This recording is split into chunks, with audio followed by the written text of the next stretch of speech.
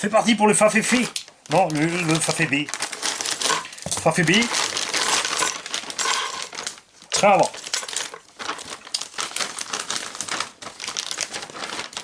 Beaucoup de choses sur grappe. Cellule hyper solide. Ça, c'est digne d'un Buggy 1.8, c'est clair.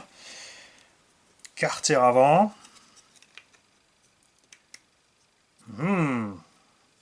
Semblerait bien qu'on ait un accès rapide à cette bestiole. À voir quand ça sera monté. On a déjà aussi le carter arrière. Celui-là, on va le mettre de côté. Bras supérieur. Alors là, ça c'est du bras de MT. Hein. Délire. Là, on est à niveau des trains, on est au-dessus de techno. C'est un machin de fou. Donc on peut déjà dire, d'ores et déjà, que un combo 3S, ça risque d'être juste dans ce petit machin.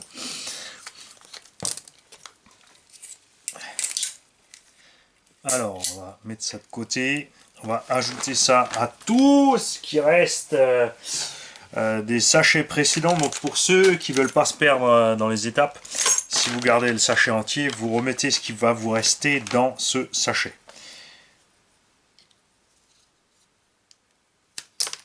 Après, je ne sais pas ce qui est moins cher pour le constructeur. C'est de vous donner uniquement les pièces dont vous avez besoin.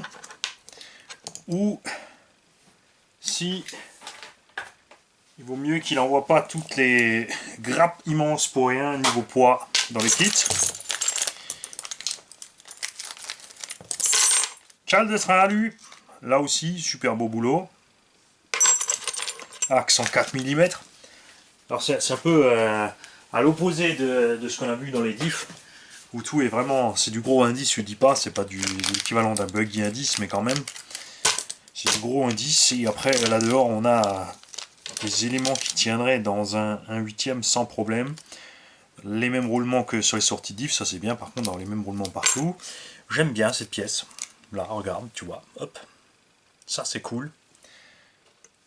Les roulements qui vont avec, parce que j'étais évidemment hors caméra, t'as rien vu. Je vais avancer un petit peu mon plateau. Regarde, je vais mettre mon café par là. Hop, tu regardes, hein, s'il y a quelque chose qui tombe dans mon café, je compte sur toi pour me le dire.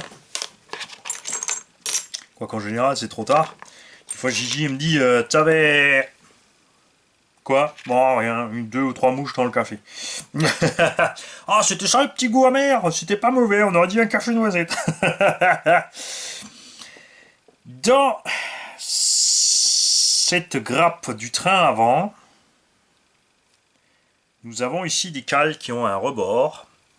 Et ouais, enfin là, je vous explique, c'est que j'ai l'écran de la caméra à l'envers par rapport à ce que je filme en réalité. Donc je suis inversé, tu vois, pour moi c'est un peu bizarre. On dirait que ces pièces-là proviennent des amortisseurs qui sont loin après dans la construction. Donc encore une bizarrerie. Évidemment, je comprends industriellement qu'on a une grappe complète avec toutes les cales et des choses comme ça, mais là, ça devient vraiment space. On a 2 cellules ici dans cette partie train avant, livrées avec, mais un seul pignon d'attaque, tu vois, c'est...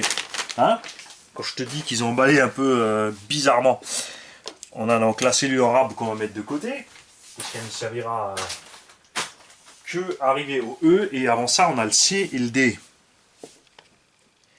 Pour line, décidément, ils sont taquins. Là aussi on a 4 cales livrées avec. Ils ont mis 4 cales par train pour les... Waouh, ça c'est du solide. Alors, dans l'ordre, comme chez beaucoup de constructeurs, on attaque avec The roulement. Hop. Hop. Là, l'ajustement est léger. J'aimerais bien aimé que ça tienne un peu plus. Et tu as le choix.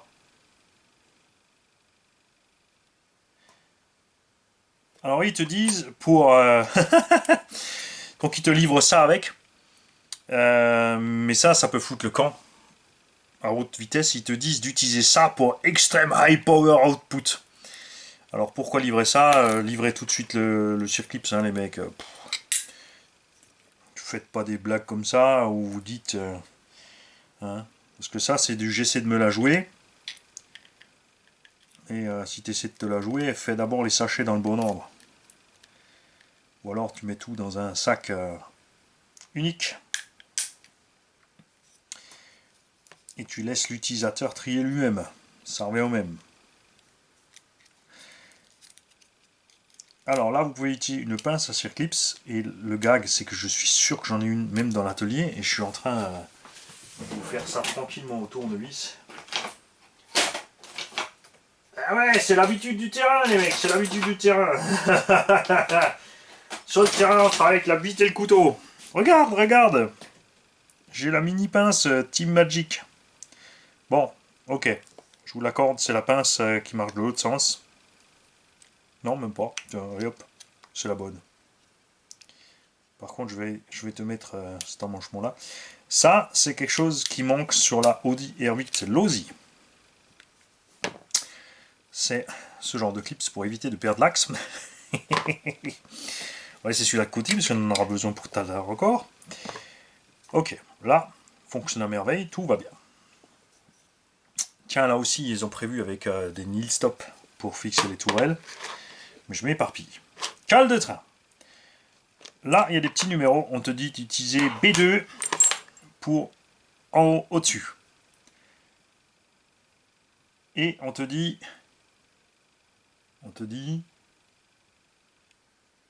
rien pour ce qu'il faut mettre en cale.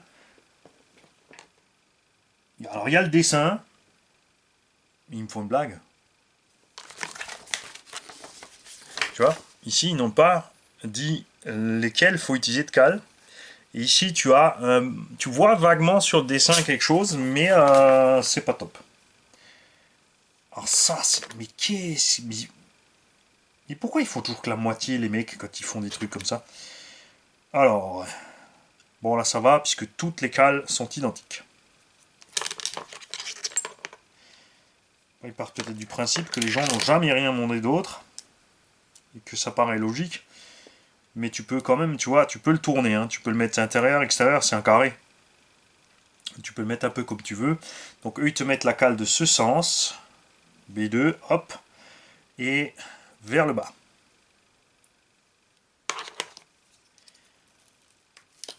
Cale en nylon, pas en plastique dur, ce qui peut expliquer la casse sur les MT. Ok, donc la B2 est faite. Tu prépares aussi la B1. Celle-là, elle va sur le châssis. Là, tu as l'empreinte ici du châssis. Et dans la B1, il y a le détail. Ah non, c'est écrit en bas. Oh là là là là, le mec, vous me dites rien, c'est écrit là, regarde. Sur tous les axes, il faut mettre le trou en bas. Mani. Mani, tu dors, ton moulin va trop vite. Mani, tu dors, ton espèce va s'éteindre. C'est la petite voisine qui me chante ça. Quand je fais la sieste sur la terrasse. Bon, il n'y a rien à faire, il faut que j'avance dans le plan. Tiens quoi, regarde, je vais tricher. Voilà. C'est mieux là? Ouais. Ouais, j'ai intérêt à avoir fermé mon pantalon. Hein? Ouais, c'est bon. Alors, ces cales ne sont pas emmanchées, elles tombent. Je suis pas fan de quand ça tombe. Généralement, c'est casse-pied à monter. Après, ils te disent B1 va en bas.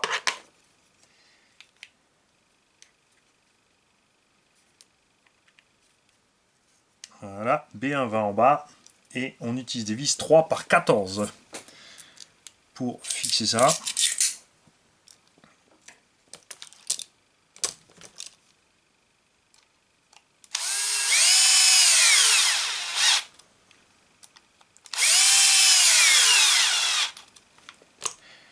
Et la cale B2, tu vois, voilà où je voulais en venir. Tu vois, tu as des cales qui se cassent la figure. Donc on te dit de les mettre tout de suite, mais elles vont tomber tout le long de la fabrication du kit. Gna gna gna gna.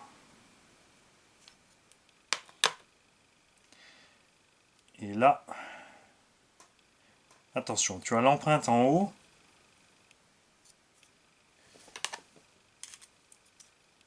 C'est pas en bas qu'il faut le mettre en fait. Tu as un petit point sur la cale. Tu vois, là, j'ai pas lu. C'est pour ça qu'il faut lire les notices. Tu as un petit point sur la cale et tu mets ça dans le bon sens par rapport à la cale. Après,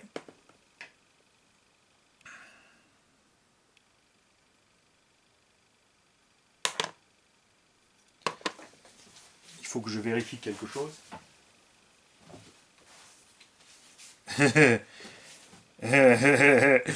Attention, alors ne vous faites pas avoir. On vous livre deux boîtiers de diff qui ne sont pas identiques avec. Ça c'est l'arrière, ça c'est l'avant. C'est précisé nulle part, il faut le reconnaître au dessin. Donc il faut le prendre la cale en main avant pour le voir après.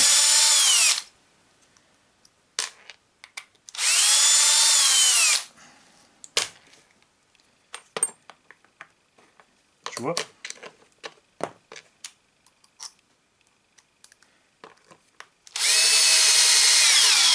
Notice évidemment entièrement en anglais, donc si tu comprends pas les textes, c'est pour ça que je les lis pas. C'est vrai que si tu lis tranquille la notice, tu te traduis tout ça, tu trouves tout ça. Mais c'est pas marrant. Et en plus, je me mettrai pas à votre place. Si je lis tout et je me prends le temps, et ensuite je monte tout impec,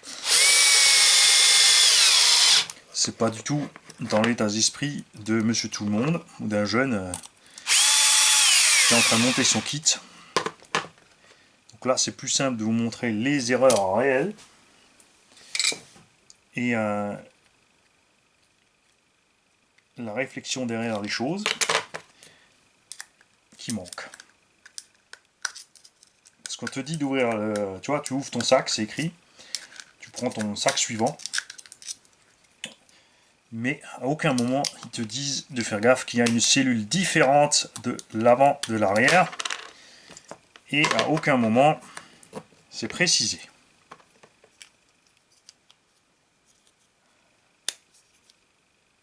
Après, quelqu'un qui n'a pas l'habitude de monter des kits aura peut-être fait la différence, puisqu'il aura vu que c'est pas pareil devant derrière.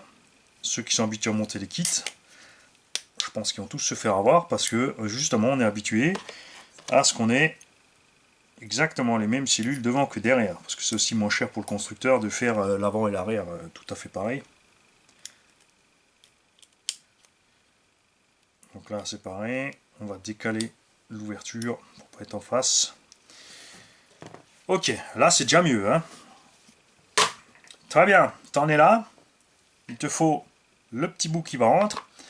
Alors maintenant attention, vu qu'on a une cellule différente avant-arrière, rassemblons tous les morceaux. La cale est aussi différente, bien vu.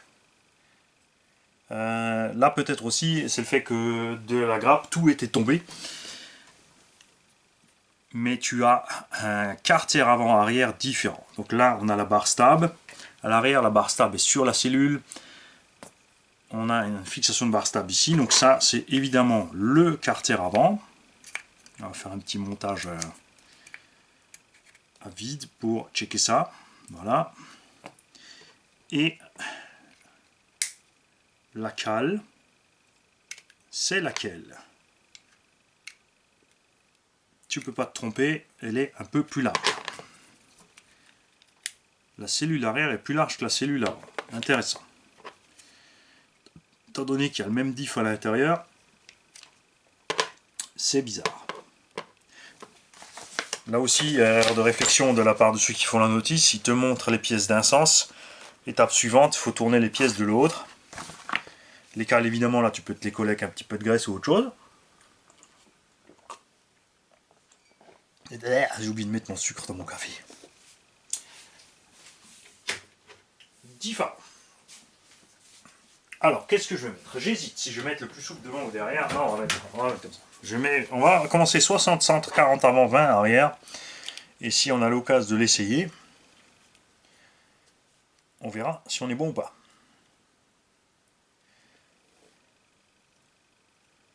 Alors là, pas de calage. Tiens, regarde, je suis même pas dessus. Hop.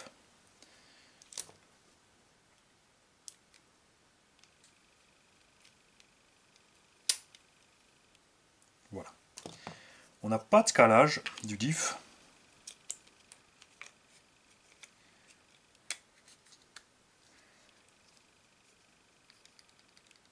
C'est bon.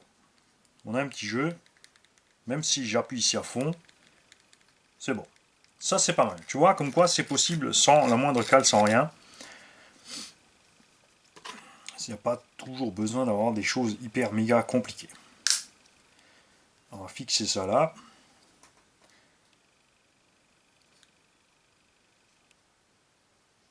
Ok, là on est bon. On n'a rien oublié ce coup-là. Quand tu as fait ça, tu mets pas encore de vis ni rien. Après ça va, ça tient ensemble. Hein, c'est pas trop compliqué. On te dit de mettre tes axes de train.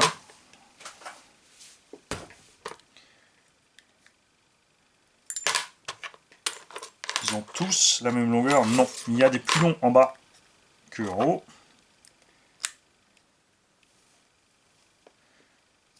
Tout petit peu léger de gras.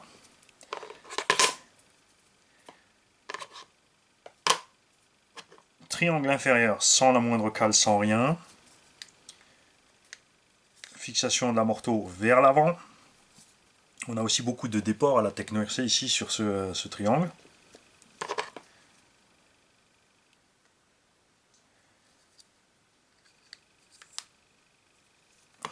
Là. Cale à 1. Donc là aussi tu fais gaffe. Ici regarde, tu vois, c'est ce qu'ils te disaient. Ce qu'ils te disent, c'est qu'il y a un petit point ici, ce petit détrompeur. Tu mets ta cale en face. Alors toutes les cales du kit sont les mêmes, mais pas leur emplacement. Ne te fais donc pas piéger. Et moi je me marre depuis 3 jours parce que j'ai un carton ici d'un Obao Hyper 8SC pour quelqu'un qui vient le chercher ce samedi. Je vous dirai pas quand c'est. Et parce que lui il est en Allemagne et si le paquet n'est pas tout à fait conforme à ce que la douane veut, il se fait surtaxer à mort. Il m'a donc fait livrer le carton ici. Et ce carton est là depuis 1 semaine et je peux vous dire qu'il c'est vivant là-dedans. Il y a un truc qui bouge dans ce carton, qui crapahute. Une petite bête, quelque chose. Enfin un insecte, hein, évidemment, je m'entends. Pas plus gros que ça. Mais c'est assez marrant. Voilà, alors quand c'est assemblé là, on a une super impression de solidité. On est quand même... tiens, regarde, ça c'est du Buggy 1.8. Voilà. Tu as du Buggy 1.8 et là tu as le SC1.10. On est quasiment à la même largeur. Hein. Il manque 1 ou 2 mm à peine, puisque là au bout évidemment il y aura aussi les rotules comme sur le Timasso ici. C'est très bien qu'on ait le Timasso là, du coup on va pouvoir comparer les deux à la fin. Je vais poser le backlipo là-bas, les sangles, et bon j'ai déjà le cerveau dedans. C'est vrai que j'ai pas pensé, j'aurais dû peser sans l'électronique. Il faut vraiment que je me prenne le temps de faire les choses, peser sans et avec électro, ainsi de suite, ainsi de suite.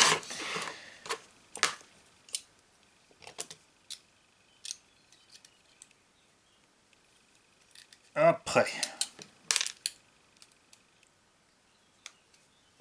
Ah, ils sont radins en cale en plus, hein, il reste que les 4 pour l'arrière. Ils auraient pu mettre du rab, si déjà c'est toutes les mêmes.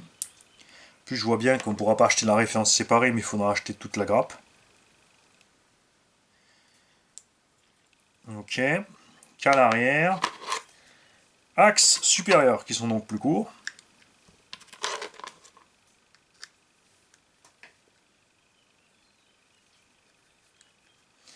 Et là, ça commence avec le sandwich des cales. Je suis définitivement pas fan de ce genre de choses.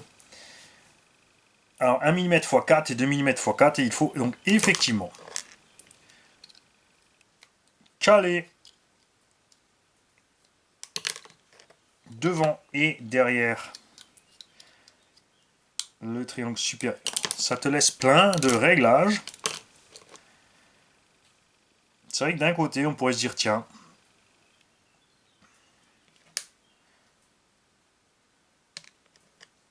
alors attention, attention, attention. Ah, ah, on a ici aussi les bagues des barres stables qui sont en plastoc. Après, ça suffit large. Hein. Moi, je suis en train de couper des cales là dans tous les sens. Mais.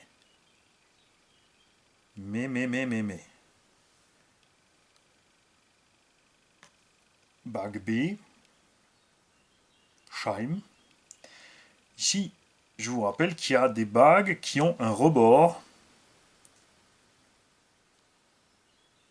C'est assez étrange. Bon, après, il n'y en a que deux. Mais est-ce que je ne suis pas en train de couper les...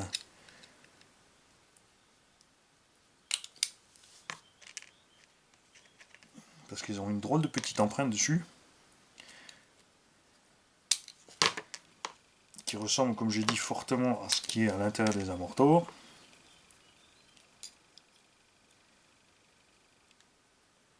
Donc on se pose des questions.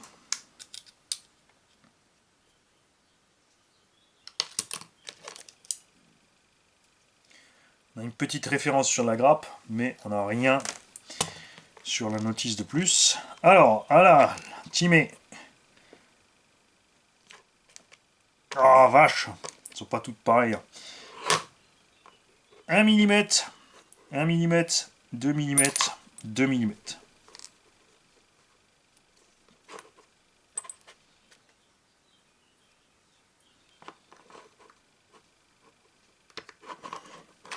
Bras de suspension, le gauche et le droit, c'est pareil, c'est juste le sens qui change. Monter comme ça vers l'arrière, puisqu'on a l'amorto qui passe ici. Et rebelote. Cale de 2. Cale de 1. Et cale de train A2.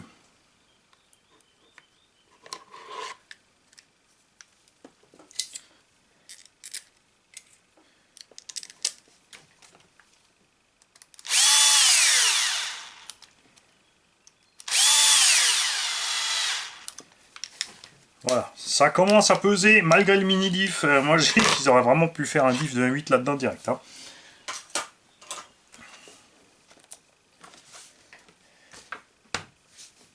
La suite, c'est les pivot balls.